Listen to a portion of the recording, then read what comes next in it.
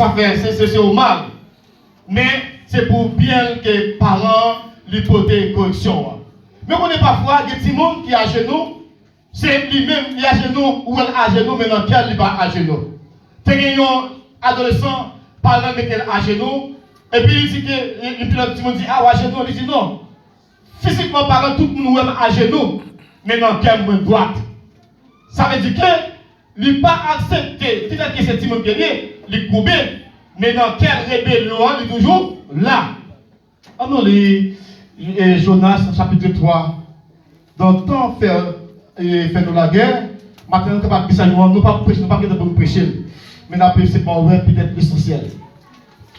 La parole de l'Éternel fut adressée à Jonas une seconde fois en ces mots. Lève-toi, va à Ninive, la grande ville, et proclame-y la publication que je t'ordonne. Et Jonas se leva et alla à Ninive selon la parole de l'Éternel. Or, Ninive était une très grande ville de 3 jours de marche. Jonas fut d'abord dans la ville une journée de marche. Il criait et disait, encore 40 jours et Ninive est détruite. Les gens de Ninive crurent à Dieu. Ils publièrent un gel et se revêtirent de sacs. Depuis les plus grands jusqu'aux plus petits. La chose en parvint au roi de Ninive. Il se leva de son trône, ôta son manteau, se couvrit d'un sac et s'assit sur la cendre. Et il fit faire dans Ninive cette publication par ordre du roi et de ses grands, que les hommes et les bêtes, les bœufs et les brebis ne goûtent de rien, ne pèsent point et ne boivent point d'eau. Que les hommes et les bêtes soient couverts de sacs, qu'ils crient à Dieu avec force et qu'ils reviennent tous de leur mauvaise voie et des actes de violence dont leurs mains sont coupables. Qui sait si Dieu ne reviendra pas et ne se repentira pas et il ne renoncera pas à son attente en colère, en sorte que nous ne périssons point. Le verset 10, Dieu vit qu'ils agissaient ainsi et qu'ils revenaient de leur mauvaise voie. Alors Dieu se repentit du mal qu'il avait résolu de leur faire et il ne le fit pas. Parole du Seigneur. Amen. Amen, l'église. Donc, histoire que nous dans notre partie là, comme nous habitués tant fait nous la guerre, c'est vrai. Nous pas que prêcher pour nous prêcher, mais nous avons essayé de comprendre quelque chose. Maintenant, nous avons comme sujet l'annonce de la colère de Dieu fait toujours suivre sa miséricorde et sa restauration. Amen, l'église. L'annonce de la colère de Dieu fait toujours suivre sa miséricorde et sa restauration. Les bons dieux annoncent colère contre nos nations, contre nos peuples, contre nos serviteurs, contre nos servantes. Et bien derrière colère ça, il y a la miséricorde de Dieu qui est cassée. Il y a la miséricorde de Dieu donc, qui est prêt à exercer, mais on dit à une condition. Amen, l'église. À une condition pour jouer une miséricorde là, pour avoir joué donc une restauration. Maintenant, nous avons une très belle matinée, les jeunes. Nous dansons, nous chantons. Cet esprit a visité nous. Mais est-ce que c'est réellement vrai? Pendant 7 jours, ça dit, mon Dieu, mort pour nous gêner. Est-ce que nous prenons conscience de l'état? Est-ce que nous dépouillons? Est-ce que nous cherchons le vrai? Est-ce que nous adorons tout bon vrai? Est-ce que tout le monde qui a dansé la vraie, nous prenons conscience que l'Église a à genoux?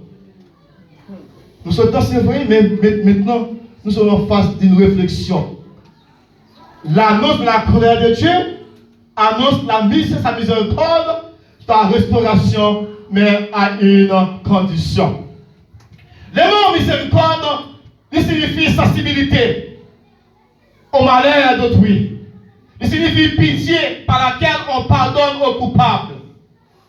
C'est pourquoi on dit que, du point de vue théologique, la miséricorde est l'attribut, donc c'est le côté le plus sensible de mon Dieu. Non, miséricorde, mon Dieu, c'est qu'il est toujours prêt à pardonner. Il est toujours prêt à faire quelque chose. Le bon Dieu, avec ses collègues, il veut pas une deuxième chance. Amen, amen. L'état réfléchir pendant ces maintenant, par rapport avec le message qui est passé pour ce dimanche-là, L'objectif pour nous faire cette chaîne. Et les décortiquer les dimanches soirs, bon Dieu, utiliser les décortiquer pour nous jeunes capables de faire, les capables positifs, les capables négatifs. La positive, c'est pour eux tout bon. Mais la négative, c'est pour eux tout bon. En tant que l'ange de l'église là, ouais, bon Dieu avertit que capable de décès parmi nous. Capable de gens qui mourent. Mais maintenant encore, pas trop tard pour capable ramasser force pour dire mon Dieu, me voici. Change-moi, délivre-moi, pardonne-moi. Le peuple de Ninive, c'est un peuple corrompu. C'est un peuple qui remplit avec iniquité. Toute méchanceté était envahie. Bon Dieu n'est pas capable de supporter le peuple encore. Et il prend Jonas comme serviteur, comme prophète, pour annoncer l'évangile, pour parler de l'évangile. Jonas pas aller. Jonas allait à Tarsis au lieu à Ninive. Pour qui ça? Parce que Jonas a détesté le peuple Ninive. C'est-à-dire qu'il n'est pas en accord. Pas en pile fois, lorsque nous avons des gens qui aiment avec nous, nous allons à la mort. Mais bon Dieu n'est pas comme ça. Amen, l'église? Bon Dieu n'est pas comme ça.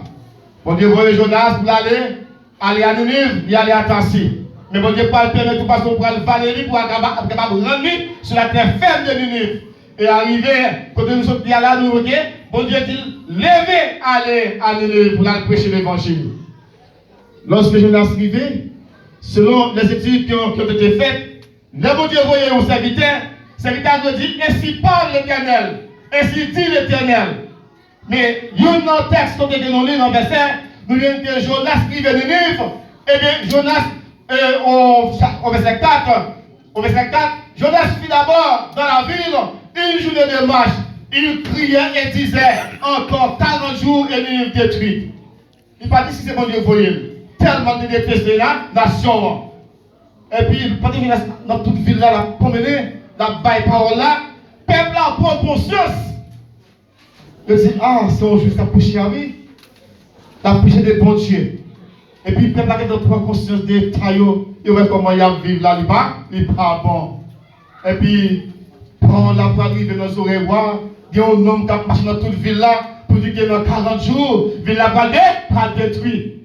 Ouah, prend décision, il dit qu'il allait publier dans tout le pays, mais toute bête, toute quelque chose qui existait, quand il y a vie, tout capable de passer à ça, et puis nous pour aller dans la prière. Ouah, publier aux jeunes, et les gens disent que, puis nous pas fait rien du tout, mais pour capable permettre que nous jeunes repentance de la grâce de Dieu.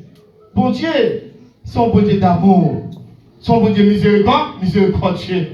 Il a un cœur sensible, il a un cœur qui a souffert, il est prêt pour le délivrer. Le bon Dieu, ouais, peuple Ninive, à l'inverse de Jonas qui va aller à Ninive, qui doit désobéir à la parole de Dieu. Bon Dieu, ouais, peuple là, prend conscience de l'état. Et puis bon Dieu dit que non, je ne suis pas capable de détruire. Amen, l'église. Amen, l'église. Maintenant, quelle que soit notre dimension qui est arrivée dans le péché, notre dimension qui est arrivée dans le mal qu'on va faire. Moi, je dis que maintenant, bon Dieu est capable de restaurer encore. Amen. Il est capable de restaurer, mais à une condition où prend conscience. Peuple Ninive prend conscience. Jean qu'il a fait frère la souffrir, Jean qu'il a fait celle la souffrir, Jean qu'il a agi, il prêtait, il faut le remettre. Et puis, bon Dieu dit non, il faut me délivrer le peuple ça. Jonas n'est pas d'accord, non? En pile, nous, les bon Dieu délivrer les nous. Nous pas d'accord. Mais bon Dieu est celui qui fait lever le soleil sur les bons et sur les justes.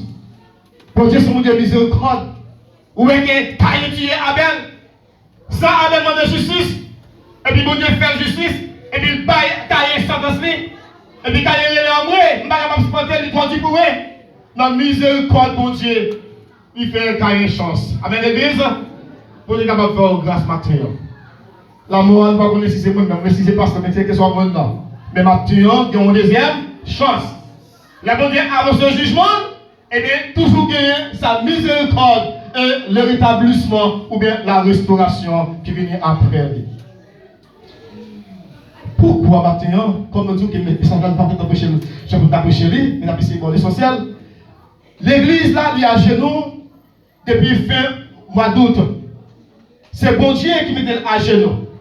Et là, à genoux, c'est pas ça, il y a un faute, non? Il est déjà en infraction. Mais bon Dieu annoncé, donc fait éclater, fait sortir, publier des créas pour faire nous connaître que l'église en infraction. Nous pour le feu rouge. Et puis Seigneur, il va le foyer, il va le révéler et l'observante. Comme l'évangéliste Bernard dit dans mon message là, il dit que bon Dieu ne pas passer par les responsables, mais passer par un membre de l'église là pour capable de révéler. Parce qu'elle fait ça qu'elle plutôt, ça qu'elle voulait, elle voulait. Maintenant, nous avons dernier jour, qui c'est le 7e jour. Vous savez que dans la Bible, chaque chiffre, il y a gagné en signification. Le Seigneur m'a dit pour nous faire 7 jeûnes. Pourquoi ce n'est pas 6? Pourquoi ce n'est pas 8? Mais il dit pour nous faire 7 jeûnes. À travers toute la Bible, nous avons en pile côté le chiffre 7 est répété. Premier 7 là, l'Éternel fait le ciel et la terre avec tout ce qui s'y trouve, le 7e en 7 jours. Et le 7e jour, c'est Genèse 2, verset 1er à 3. 7e jour, il accomplit le travail, et puis il bénit le jour, il repose. Le chiffre 7 signifie la perfection, la plénitude, la puissance, la gloire, la totalité. Voilà pourquoi nous retrouvons le chiffre 7 dans la Bible. Donc c'est la gloire, la totalité, la puissance, la perfection, la plénitude. En 7 jours, on dit fait ça. En deuxième 7, c'est le 7 de Caïn. En même temps que le chiffre 7 est capable de signifier la perfection vers les biens, mais signifie aussi la perfection vers le mal. Parce que le bon Dieu vient sanctionner Caïn. Et puis il dit Caïn dit, oh, n'importe qui qui trouve nous, il va tirer. Bon, il dit que n'importe qui tire Caïn a vengé 7 fois. C'est la perfection vers le mal. Elle dit la vie plus méchante. Et puis, nous voulons que le Seigneur mette aussi sur Caïn pour qu'il ne parte. Lorsque le péché envahit l'humanité, bon Dieu m'a donné pour capable annoncer l'évangile. Et puis, selon Genèse, chapitre 7, verset 1er à 4, parce que nous va quitter, Genèse 7, verset 1er à 4, bon Dieu dit Noé, en 7 jours, on va faire pleuvoir sur toute la terre. Donc, le chiffre 7 a une grande signification.